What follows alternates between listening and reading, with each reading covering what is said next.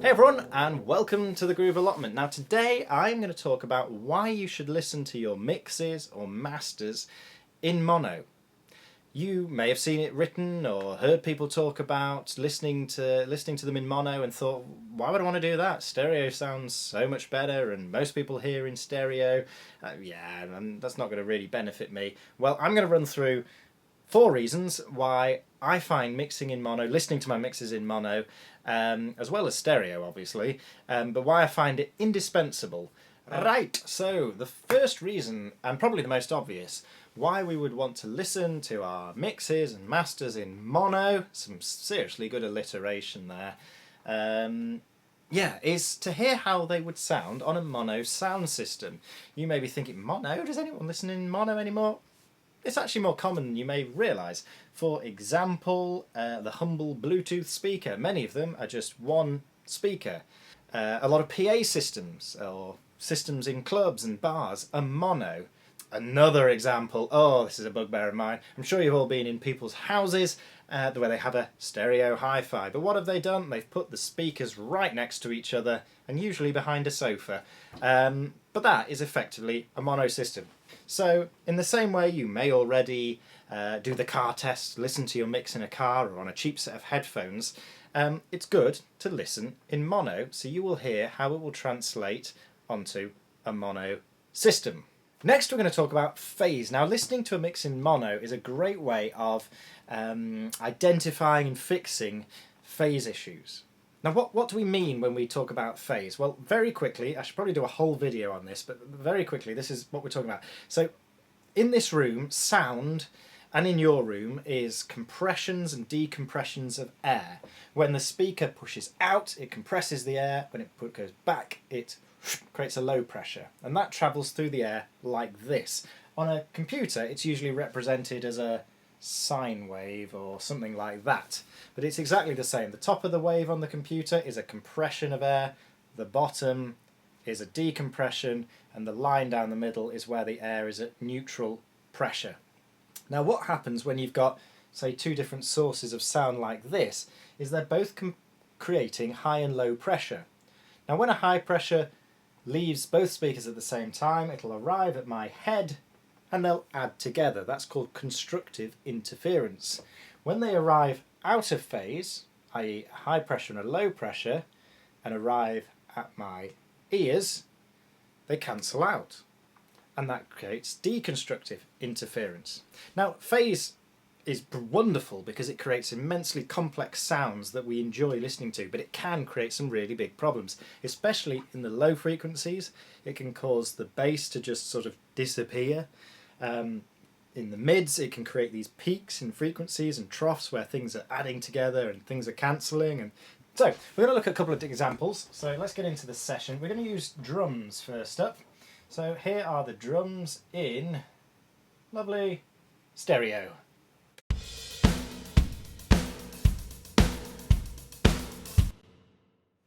Sound okay to me? I'm just going to select this drum fill.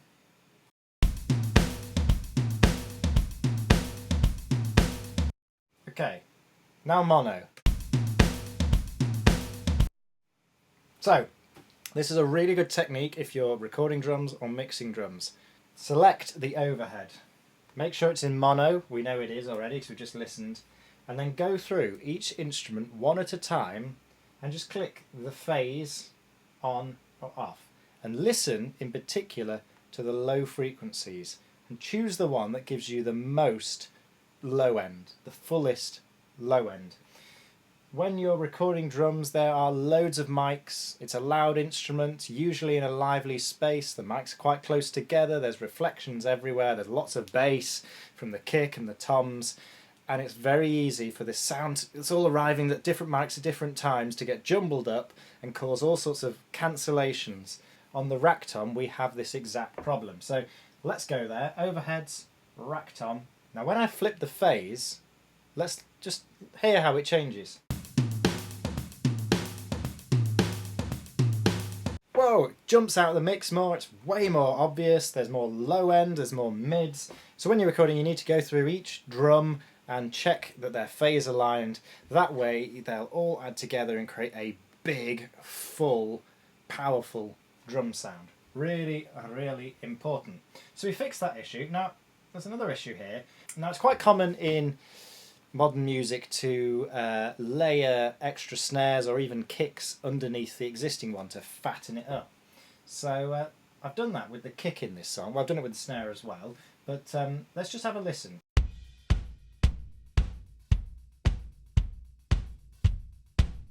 It sounds wide, there's enough low frequencies there, but if we put it into mono, we'll start to get some problems. Let's just mute these.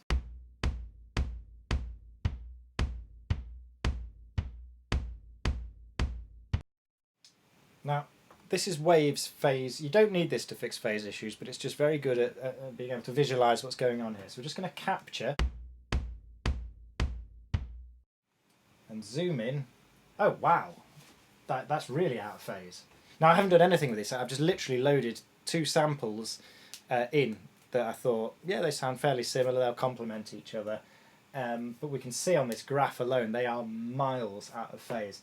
So let's just listen whilst I switch the phase on one side.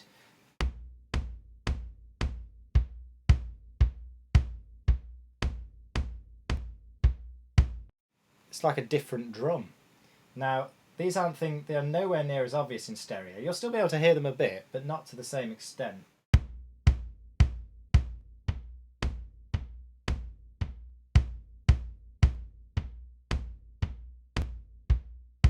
The low end doesn't disappear in the same way because they're coming from different sources now, but you can sort of tell something's amiss. But yeah, in mono, it's really obvious. Let's talk about EQ. Now, when you're mixing in stereo, it's very easy to separate the instruments by just moving them to a different place in the stereo image. For example, let's say we've got two guitars, let's put one to the left and one to the right. However, that doesn't really help us when it comes to solving EQ issues. Now, as humans, we've got this bandwidth from 20 Hz up to 20,000 Hz. Now, the problem is, if we get two instruments that sit in the same area, our brain struggles to decipher them, to pick one out from the other. This is called masking, and what happens is when your brain hears two of the same frequencies, it basically prioritises the loud one, and others can get lost underneath. We're going to have a listen to the session in a second. I'm going to play it in stereo, and then I'm going to play it in mono. I've not done any EQing yet. And listen in particular to the arpeggiator, and there's also a palm muted guitar bit. And I think you'll notice when they go to mono, they almost disappear.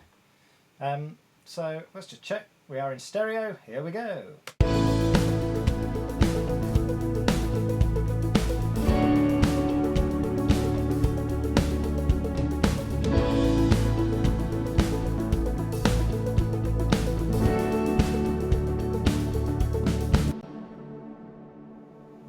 Okay, so it was there, but it was nowhere near as prominent because we haven't got that width that we're relying on. Pan can make you lazy when it comes to EQing. So let's just have a listen to the synth. Let's hear what it's doing and why it would no longer jump out. So in beautiful stereo width, we've got an auto panner. Now that immediately makes your ears prick up and go, hey, that sounds interesting, I'll listen to that. In mono, we obviously don't have that. So this is where we need to rely on EQ to sit it somewhere in the mix. Now,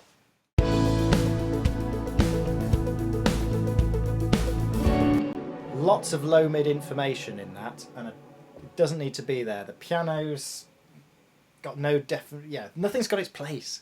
So let's I'll give you a couple of examples, then I'll fly through and then we'll have a listen. So first of all, high pass filters. I did another video on the importance of high pass filters, so I'm going to go through and I'm going to settle them. Let's listen to that arpeggiator first.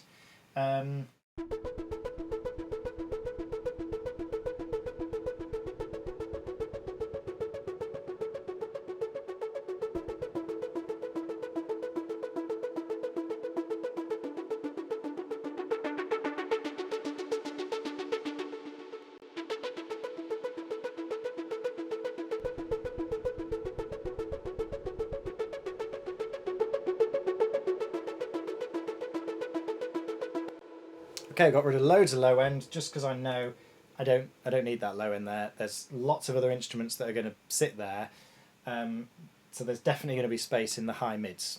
So I'm going to put it there. Let's go for the piano now. Piano is getting a bit lost. Again, I don't need the piano in the low mids. It's just sort of held chords. It's not a main instrument here. It's just adding texture and yeah, dynamics.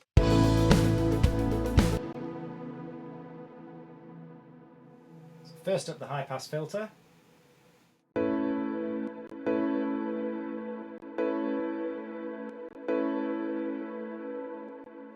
Now let's get on the high shelf.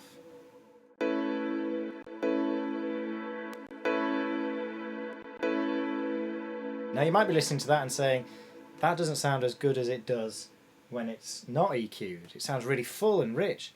Yes, but in the context of the song, we don't need a full and rich piano. We just need high held chords that sit above because we've got that big pad occupying the mid.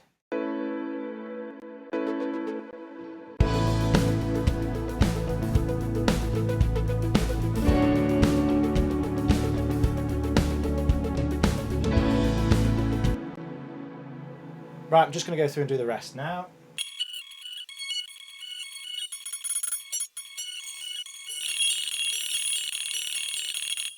Okay, so I've done that, so let's listen again, but let's now listen, I'm going to turn the EQ on and off, but keep it in mono.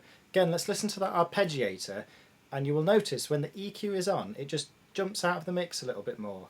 Because we've got rid of the low end mud that didn't need to be there, kept that space for the pads, but then we've found a frequency that doesn't clash with the guitars, that doesn't clash with the pianos, and just sits it in its own place. So here's before and after.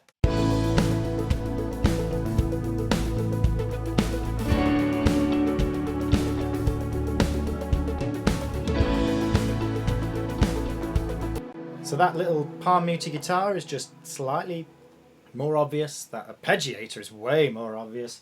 As well, the whole mids just sound better, the low end's cleaned up. So listening in mono has helped us find those frequencies, and then when we go back to stereo, it will still sound better because everything has its place. And it gives us more options with pan, because we're not relying, oh, we're going to have to pan that extreme that way. I don't really want to, but it's the only way of creating space. Actually, now we've got options. We can put it anywhere. We can put them all down the middle, we can put them all left and right, and it doesn't matter. It sounds good. We can hear everything. Lastly, I want to talk about reverb. Now, reverb is a really important tool when mixing because it gives you a third dimension. It enables you to add depth, a sense of how far away something is from the listener. So pan will move it left or move it right, but reverb will create this distance, and it's so useful. However, in a stereo mix, it's really easy to get carried away with reverb. Who doesn't like reverb? Reverb sounds great. Oh, it's lovely, lovely. But, you know, in a stereo mix, we can put loads of reverb on. We can sit the main vocal, for example, down the middle, and all this lovely width all sounds great. But then we put it in mono, and it's muddy. We've lost attack and definition. The tail is leaking into the next word or note, and that's creating problems with masking and intelligibility, and we just end up in a sea of problems, a sea of reverb problems. But if we listen in mono, it can really help us balance where the EQ should be. Let's just have a listen to some. First of all, I'm going to choose this electric guitar. Now on this, to create some width, I've panned the electric left, and then I've put a room reverb over to the right.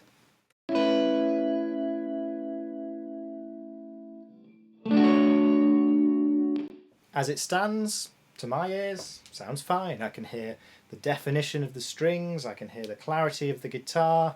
Yeah, it sounds wide, it sounds balanced. But let's just put it in mono and see how it sounds.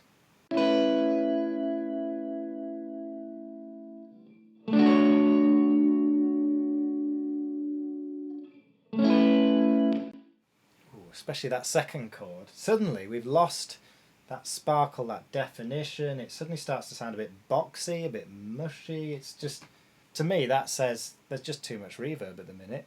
You need to back it off. So let's just pull it down in mono until it feels right.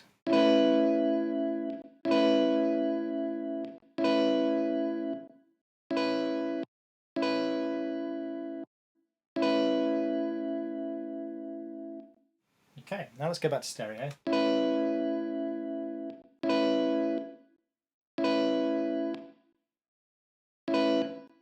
Okay, now I've had to change the pan when I go back to stereo because it's now lower. I'll have to move it further across to kind of balance the sound out. But as a result of doing that, pulling the level down and panning it further, we've got a much better balance of reverb. We've still got that sense of space, but we've still got all that clarity. And if we go back to mono, sounds great. Brilliant. Problem solved. And how did we solve it? Because we listened in mono. The drums in stereo.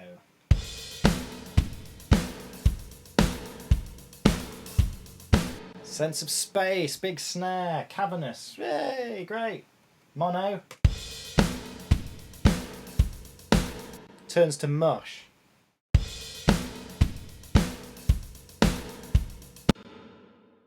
Pull it down.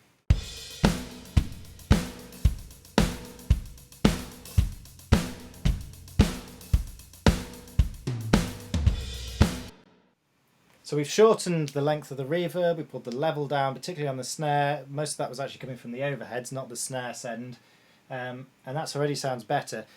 Also, whilst we're listening to the drums in mono, I want to check the ambient mics. Now, the ambient mics, obviously they're a lot further back from the drums, which is great and gives us a sense of space. But if we get carried away, we're going to almost hear kind of the snare hit, for example. Those transients, not only from the main mic, but also from the overheads and then from the ambient mics. So you're going to get this kind of blurring of the initial sound. So if I turn the ambience up too much,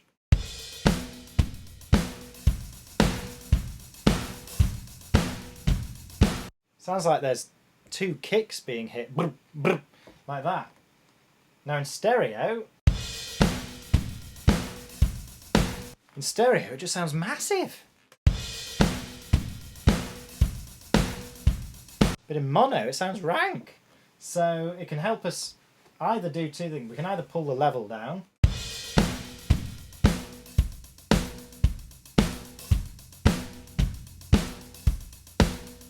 and then we can also use a compressor to compress those early transients. So they're not going to be cutting through as much as the release of the compressor, which will be the whoo, the bloom of the sound. So what should we whack on? Good old 160.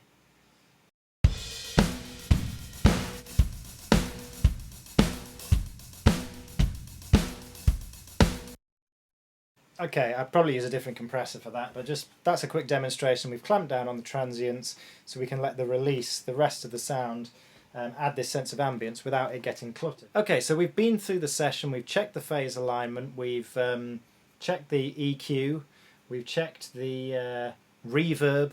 So I think we should listen to see how it sounded before I made those changes and after in a stereo mix to see if by listening in mono it's actually improved our stereo mix as well as our mono mix. Yeah, let's have a listen.